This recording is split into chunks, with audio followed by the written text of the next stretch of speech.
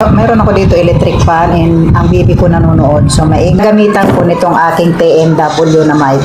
Sobrang ganda nito. Dalawa tong mic na pinili ko. Isang receiver, type C siya. So depende na sa inyo kung gusto nyo ng dalawa o isang mic. Meron naman kayo doon pagpipilian. Wala pa ko dyan kiniklik na noise reduction. So try natin i-click yung noise reduction.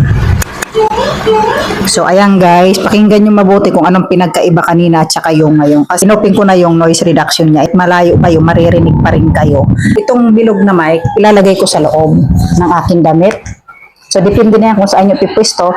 Then itong magnet niya, dito ko nilalagay sa aking harapan sa labas. So ayan, ganyan lang yung makikita nila guys. Akala nila na design lang yan sa damit mo. Kaya nakakapag-vlog ako sa labas, naririnig nyo yung boses ko nang dahil dito. So ganun lang kasimple guys. Sobrang ganda nito gamitin. Malaking tulong to sa akin guys. Kaso nga lang ang isa guys, isang mic nasira kasi binagsak ng baby ko. Magana pa naman siya pero wala na yung kanyang noise reduction. So ganito na lang.